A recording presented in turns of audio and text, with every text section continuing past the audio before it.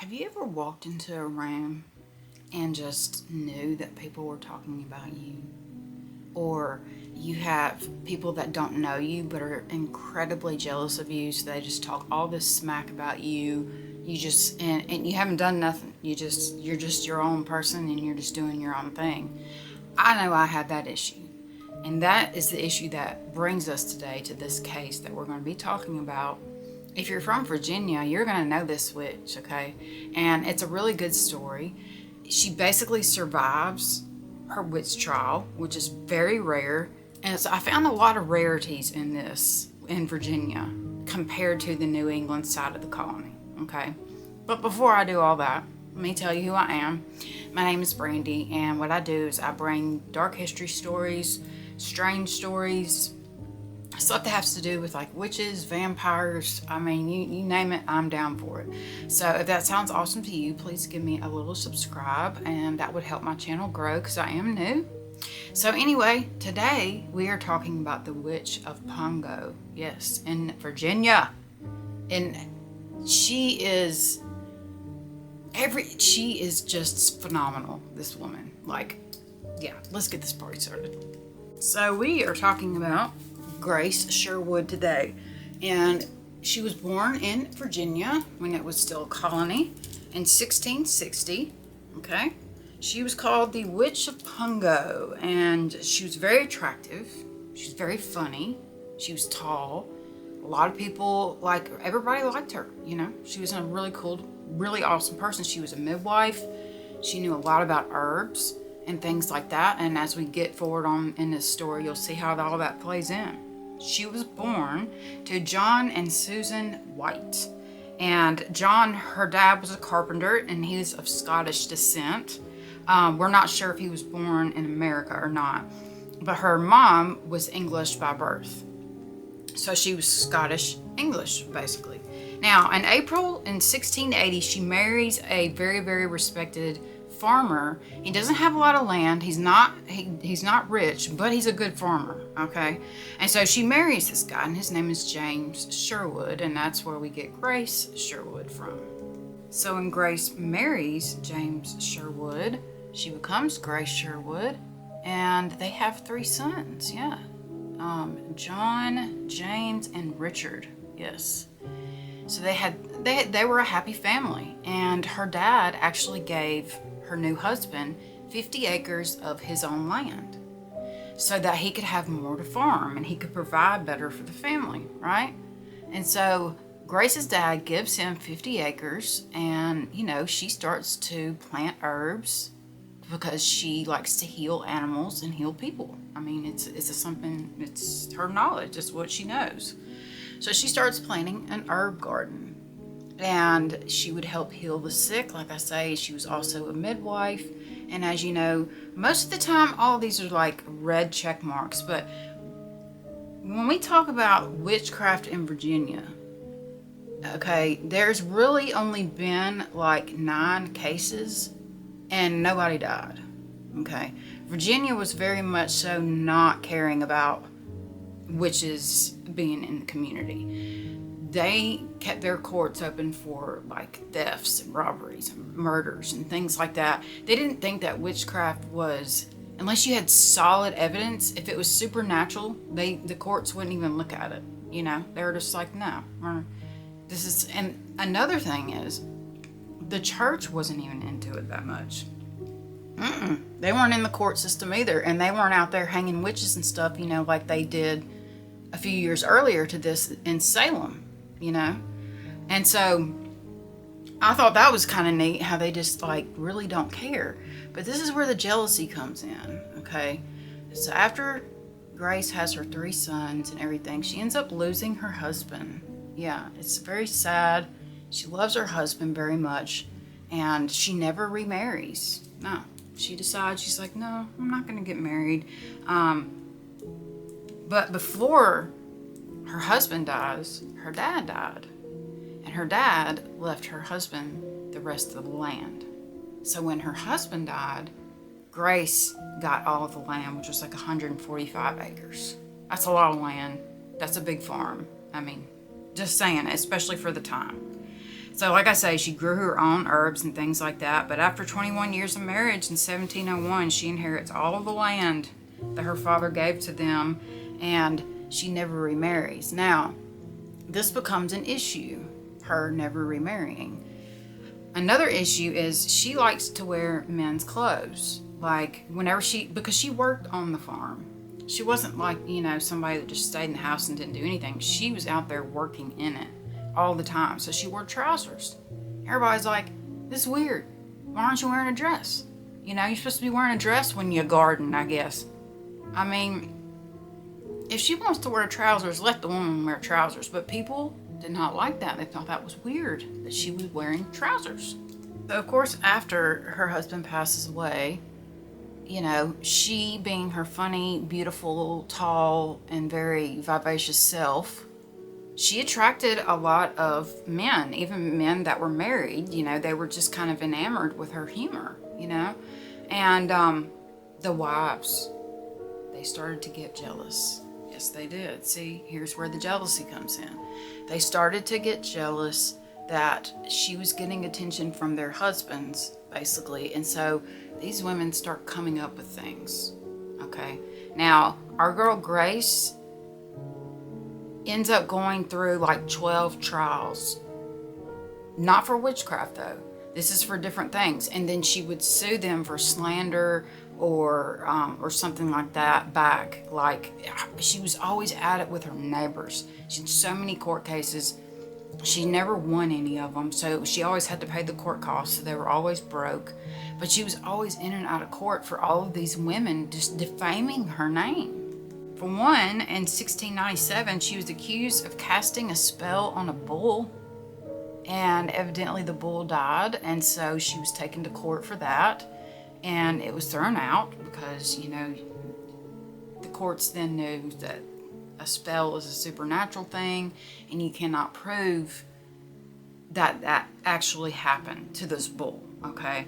But so that one was dismissed. And then in 1698, she was accused of witchcraft by two neighbors.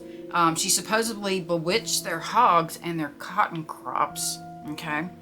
One of the neighbors was like, yep, she's killing all of our stuff. She's killing our hogs, and she's messing up our cotton and all this other stuff, okay? And so, like I say, she goes to trial a lot, but most of the time it gets thrown out, okay? Until somebody comes up with something a little bit off the wall and people start to listen. So you got to think that during this time, this is after the Salem witch trials, people did, hear folklore and things like that. And so, they still had the thoughts of a witch was like an old hag, a loner, not married, no kids,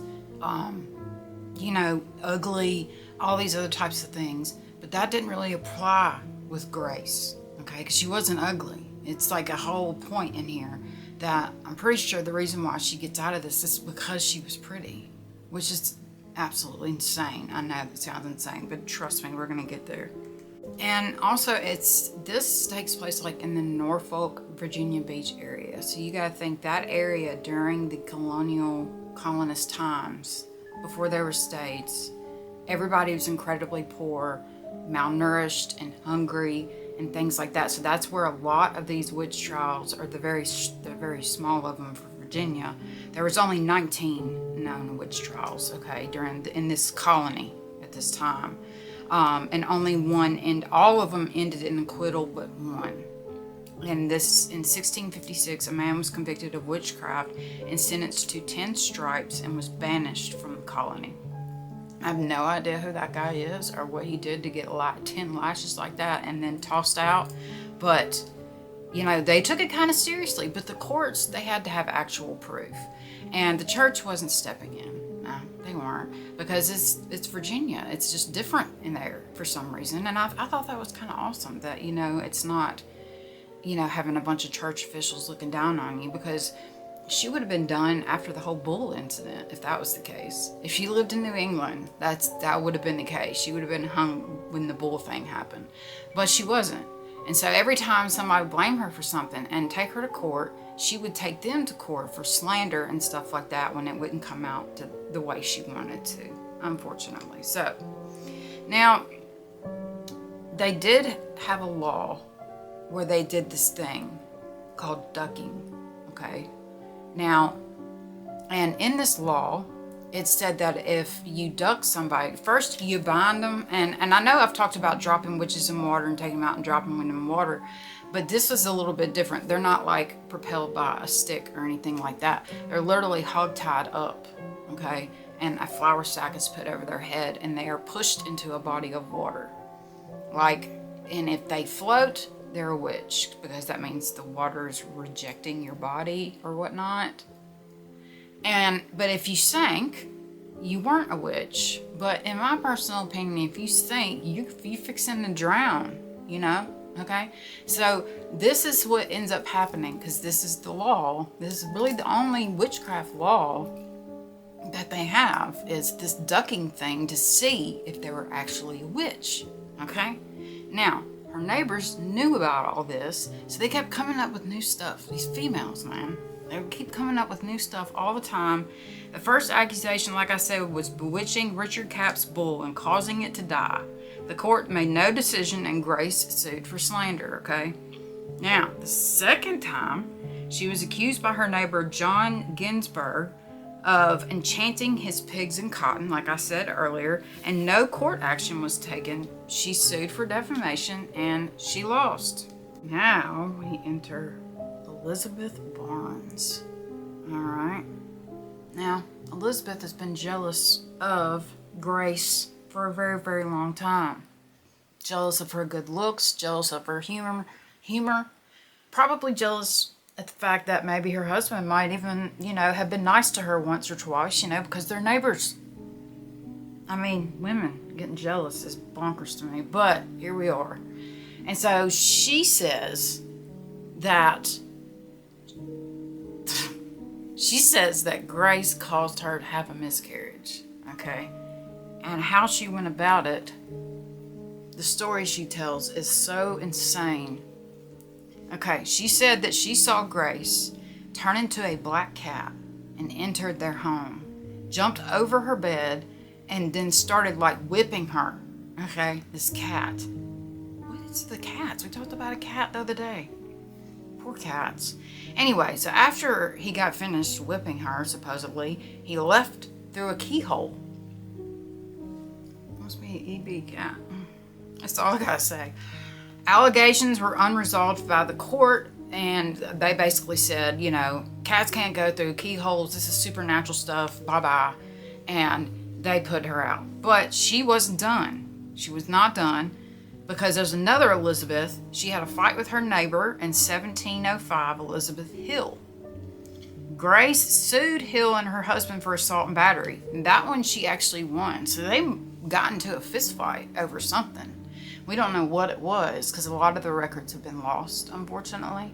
But she had beef, is basically what I'm trying to tell you guys, with all of her neighbors. All of her neighbors were jealous, either jealous of her, or they just didn't like her, or they just never got to know her, so they don't know who she is. They're just painting a picture in their mind of who she is. Boy, I know we've all been there before.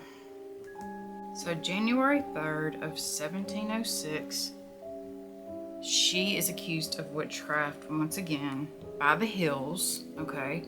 And I'm assuming at this point the court is just kind of like, what in the world is happening, okay? They're not really understanding all this, but the Hills are saying, yes, she caused me to have a miscarriage and all this other terrible stuff, yeah. And so the courts are like, all right, well, this is what we'll do. If you're saying she caused a miscarriage, we will put two panels of women together, okay? Women. 2 panels of women. And what they wanted the first panel to do was to go through her house and look through all of her things. Well, a lot of the women in the first panel were like, I'm not really down with this. This is not what I signed up for. So they had trouble at first finding women to be on these 2 panels, and they were going to be a jury, basically. One was going to be a jury, and one was going to be looking for things. Well, guess who is the head of all this? The chairman, if you will, Elizabeth Barnes. Yes, the one that just cannot stand Grace Sherwood because she's pretty, and she has a humor, a sense of humor, make it make sense. But here we are. And so Grace was like, I'm not going to court for that. I didn't cause this chick to have no miscarriage or anything like that. Like, she's lost her mind. And so she just doesn't show up to court. Well, you can't really just not show up to court, especially when you're charged with something. You at least got to show up and say, hey, I didn't do nothing to her. You know what I mean? Something. But she did not show up. So then the courts got kind of pissed at this point. So on February 7th, they forced her. They were like, you have to come to court and address this miscarriage issue with the Hills. Just point blank period. You got to come because she's saying you made her miscarry. So on March 1702, like I say, the 2 juries were paneled and they were all women. And the first ones were told to go to her house and go through her stuff to look for like waxed figures or like clay figurines. I guess they're looking for puppets. Basically, they're looking for a puppet to see if somebody's done something, if she's done something to, maybe they'll find this puppet that looks like Elizabeth Hill and will have pins stuck in it. Yeah, I don't know what they were looking for, but a lot of these women were not comfortable doing it. But they did find women that finally were comfortable doing it. People like Elizabeth Barnes. She was, she had already accused her before, Now the second group were going to check her body for witches' marks, okay? And yes, I already know. All right, at least it's women, though, this time. It's not like a whole room full of men like it normally would be. If she would have been in New England, she would have been in a room full of dudes. But they really took her into consideration. You know what I mean? They took what she said and what she did and things like that into consideration. And anyway, so she's taken and they ask her to go to court because they find some marks on her. Yes, they do. They said they found some marks somewhere down there that were like teats, like witches' teats, basically. We've talked about that before. It's like sticks out like an inch and a half, It could be like a third nipple type deal or something like that. But that back then would be a witch's mark. And so we had another group of women that would look over her body and try and find these witches' marks. And of course they found some. Shocker. They were trying to get her tried in Williamsburg. But the Williamsburg courts were kind of like, yeah, this is the supernatural stuff again. It doesn't really go with what we're doing. But they instructed the local courts of Pungo, where she lived at the time, to do something, basically. They were like, we're going to leave this up to the local courts. This is not going to be a big deal. This is not going to take this to the top dogs, basically. It's just going to have to be a court case in your own small little town. And it's basically what the big dogs tell them. And so they're like, all right, well, I guess that's what we're going to have to do. So poor Grace, though, she lived 16 miles from the places she had to go to for court every single day. So she either had to walk or ride a horse or something 16 miles. I know that don't sound like a long ways, but it is when you're walking or when you're on a horse. Okay? I'm just saying, it is. So she had to travel that way, there and back, every time she went to court. So May 2nd of 1706, the court was not particular. They didn't know what act had actually occurred, so there was a great cause of suspicion already. So the sheriff takes Grace into custody, but she bonds out, get this, and it says this, for good behavior and because of her appearance. She bonds out for good behavior and because she's pretty. Like, I just want to slap myself right now. I'm not even kidding. Like that. So they end up going to trial. Of course they do. And the sad thing about this is they get a church guy to be the prosecutor, okay? His name is Maximilian Bush, something like that. And he was the warden of the Lynnhaven parish at that time. And so he was going to be the prosecutor of this, courtroom drama thing of her supposedly causing a miscarriage. Well, so so on June 5th in 1706, the justices ordered a trial by ducking. And yes, I know I was telling you guys about that earlier. And so they were going to test their theory. They were going to see, you know, is she going to sink or is she going to float, you ask? Well, we're going to find out, aren't we? So they prepare her. They actually ask her permission. She gives them permission. Yeah, do your ducking. Do it. I do not care. She said, just do it. You know, so they had to have her permission. Okay, number one. And they postponed this because the weather got kind of crazy there for a minute. And because they were really safe about doing this ducking. Okay. Of all the cases that we've gone through, it's always been some kind of like horrible torture. They didn't care about how the people felt. You know, they would leave them in these rotting, disgusting jails forever.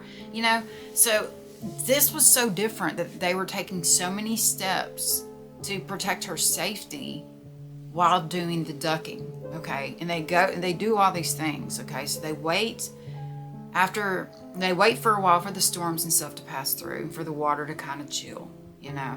And that ends up being July 10th because they didn't want the weather to harm her. They didn't want any harm to come to her because she had given her consent to be ducked. And so they were like, okay, well, if this has got to happen, we got to make sure that nothing bad happens to her. Which is totally bizarre because every case we've gone through, nobody's given a crap about that. You know, they just drop them off a cliff or into turbulent waters and say bye. You know, I mean, they were so concerned for her safety. So then she was taken to the Lynnhaven Parish Church and was placed on a stool in order to ask for forgiveness for her witchery. And she replied this, quote unquote, "I be not a witch, I be a healer." Point blank period. Yes, ma'am. So at 10 a.m. on July 10th, they take her down this dirt road, which is now called Witch Duck Road, okay, up there in Virginia, by Virginia Beach. And they take her down this road to a plantation, and this plantation is near the mouth of the river, and it's now called Witch Duck Bay. Okay, yeah, they celebrate this. But don't worry, we'll get there. So this event, that was this ducking that was going to happen, had spread. News had spread all over the colony of this ducking of a witch. Okay, and so people came from all over to watch this happen. Yeah, they were just like little spectator people, you know, just watching this happen. Not a problem, you know. So, like I say, according to the principle of ducking, if she floated, she was guilty. If she sank, she was not. She was innocent. And so, the intention of this was not to kill Grace, okay? Like in every other case I've ever covered. They were not trying to kill her. No, they were not, okay? Just know that. They were just trying to see if she was a witch. And this was their only way of knowing that. I just don't even know how they came up with that. But, yeah, okay. So, anyway, 5 women were at the church, and they decide to examine her body again to make sure she doesn't have like a knife or anything on her that could free her from her bonds, you know, before they do the ducking. And so they're checking her body and all this stuff, and they find, of course, more witches' marks. They say, yeah, we found some more witches' marks and blah, blah, blah, blah, blah, and this and all this other stuff, right? And so they're looking for knives and hidden things like that, but they also found some marks. And so they bind her up after they, you know, check her. They bind her up and they place a sack over her head. Okay, now we got a boat that's out on the river that's like 200 yards out from the bank, that's full of people, that's there to make sure nothing bad happens to her. Okay, then we have another boat that has the sheriff, the prosecutor, and Grace Sherwood in it. Okay, and so they're like 200 yards out. So their literal intention is not to kill her. It is just to see if she's a witch by doing this ducking thing. Okay, and so they get over there, and just before she's pushed off under clear skies, she says this: "Before this day be through, you will all get a worse ducking than I." It's a little like ominous, right? It's like, yeah, y'all are really gonna get yours. Just wait. It's basically what she's saying. So, what happens? They cast her into the river. Yeah, say bye-bye. They throw her into the river, and immediately she floats. Okay? Now, this is where it gets a little bit messed up. Because she floats, the prosecutor guy decides to put a 13-pound Bible over her neck to see if that would make her sink. Yeah, you know how like back then books were like freaking huge? So he used like one of those huge leather-bound Bibles, hung it around her neck to make her go under. I mean, of course, after this, she's, because she's got 13 pounds around her neck, she can't do anything. And so she starts to sink. But she frees herself, she does, and somehow the ropes become unbound and she pops up to the top. And people were like, oh my God, she's a witch. She's come up twice for air and she's got to be a witch, I just was curious, like, how long do they think she was going to stay down there? I'm just curious. I mean, that's why she didn't want to go under. She didn't want to die. She didn't want to drown, And so anyway, she's cast into the water. She floats. They put a Bible over her neck, all that fun stuff.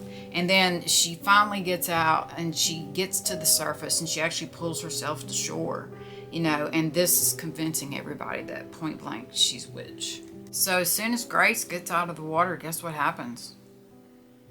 A huge downpour comes. Yeah, and it drenches everybody. It's like a monsoon that just comes out of nowhere, okay?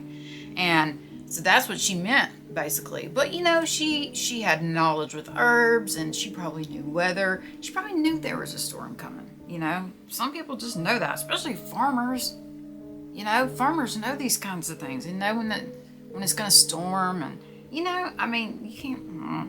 But it is what it is. We're here, and so they pull her aboard, and they jail her. Yeah, they jail her because they're going to try her again, right? Well, she's in jail for like a while. She stays in jail, and evidently the charges must have either been dropped or she was released because there's no evidence of a second trial. She was just jailed at a prison by the church, by the Lynnhaven church. And so we don't know what happened to her after that, but we do know that we think she got out. She probably served about 7 years and 9 months, okay? She was supposed to have another child, like I say, but that never happened, evidently. So September 1st of 1708, she was ordered to pay this guy, Christopher Cook, 600 pounds of tobacco. It doesn't say why, so I don't know if she got herself mixed up in another court case and maybe his crops died and he was like, well, there's a witch in jail, so I'll just blame her, So maybe that happened. That's the way I was thinking of it. But they're saying she was probably released in 1714 because that's when she paid all the back taxes on the 145-acre farm that she still had. So we know that she was out then. And she lived her life quietly. She never got remarried, like I say. She still tended to her herbs and animals and things of that nature. And she lived out her days, and she lived to be 80 years old. So there's a bunch of legends that I gotta tell you guys about that I just thought were so awesome. So the first legend is that they say that Grace's son put her body near the fireplace and that it went up and like this huge wind came down the chimney, thus like blowing the flame out, and it burnt up her body to embers, leaving only a cloven hoof print. Okay, that's a legend. That's one of the legends of her. There's also stories of the devil taking her body. The unnatural storms were caused by her, supposedly. There were a large number of loitering black cats that happened after she went to jail. And people in town were tripping over these cats. So they started to kill all the cats in the town. This is not smart. And anybody that knows what a cat does, you know, they kill rodents and things like that. And so what happens? The town becomes infested with rodents and stuff because they kill all the cats. All because this one woman says that she turned herself into a cat. Like, it is just so. In 1743, they had in Virginia, and that side of Virginia, they had a huge rodent problem because they had no cats to take care of that madness. You know what I mean? So now her home stood for about 200 years. It had been burned 4 times, and I guess the 4th time in this one was the charm because that's what got it. And the only thing that was left was the stone chimney and, of course, the foundation. And the foundation's now grown over, but it is part of a national forest now. And and then they bulldozed the chimney over, so the chimney's not there anymore. Her house isn't there, but it did stand for 200 years, so, which is really cool. Now, local residents say they see strange lights appearing over the bay, Witch Duck Bay, which is where she was thrown into the water. They see like a white light that appears only in July around the lake, and they're saying that that's her spirit, basically kind of cruising around the lake, maybe, you know, not doing anything, just being a ghost or whatnot. So they did make a super awesome memorial for her. This town did.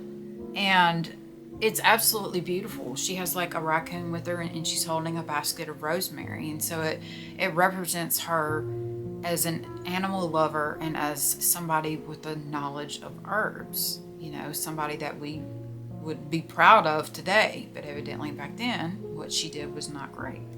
So July 10th, 2006, they do a reenactment of the trial, right? Yeah, they do. And they give her a pardon. They reenact the trial, they dress up like everything, they do all this stuff, and they don't duck anybody, obviously.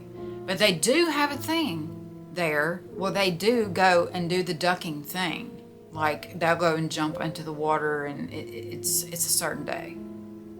Also in the city of Pungo, the witch is an honorary official of the town's annual Strawberry Festival. So if you get to be that, you're awesome. You know what I mean? And so they celebrate it up there a lot, which I absolutely love, because this is the first trial that I've ever seen that they weren't actually trying to hurt her. And the jealousy from these women and how they would not stop. They were so persistent on everything. They were just making stuff up off the top of their head because they were jealous of this woman. Because she was pretty and she was funny and she didn't care what people thought about her. And so that made her interesting. You know, she wore trousers. She didn't wear dresses. That made her interesting to people.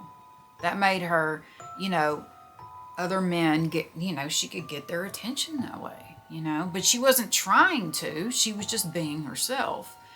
And the wives decided, well, let's just all get together and just, you know, make up a bunch of stuff and keep taking her to court over and over and over.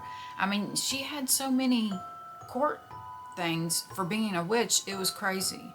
But this last time, they basically deemed her a witch, you know, because she floated back to the top of the water twice. But luckily, she gets to live out the rest of her days in her home. And like I say, she dies when she's 80 years old. And she's probably surrounded by her animals and her herbs, and she was very happy. So this story was not that bad, but you can see just where jealousy can take people. It's amazing. It can take jealousy is such a horrible trait to have. It really is, because you shouldn't covet what somebody else has, because you don't know what they're going through on that side of the fence. You know, now Grace Sherwood was a good person. She was a healer. She was a midwife. She was a healer to people and animals. And women took her as somebody that was a threat to their marriage. Don't know why. She was never interested in getting remarried. She loved her husband, but, you know, he passed. And so we have the jealousy issue. That's what this whole entire trial was about, was jealousy. And finally, after so many freaking times of taking her to court, they finally decide to duck her and do the whole witchcraft thing. And they do it so safely that I was just in utter shock. And it really surprised me that the church wasn't all over this, especially since it's Virginia. But it was a different time, different colony. Wasn't like up there in New England with Salem. Not like that at all. So this, in my opinion, is actually kind of a good story. And it gives you a good lesson on not being jealous of other people just because you think they have something that you don't. Because that may not be true. You just don't know. You know, get to know people. Don't look at people and judge them by their cover. You know, get to know people. And because trust me, when people first meet me, I have resting bitch face. I do. And I'm very scary to approach at first, but everybody says, God, once I get to know you, you're just like the funniest freaking person on the planet.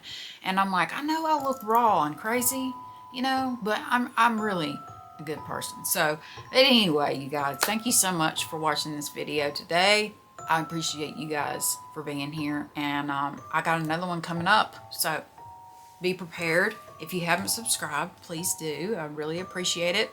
And like I always say, I love you guys, and I hope you have a wonderful weekend.